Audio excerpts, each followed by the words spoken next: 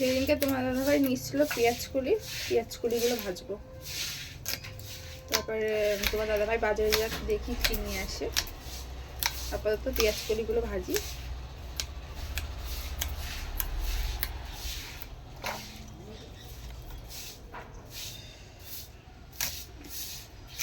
এদিকে ডাল হচ্ছে, রুটি করা সকালে টিফিন হয়ে গেছে।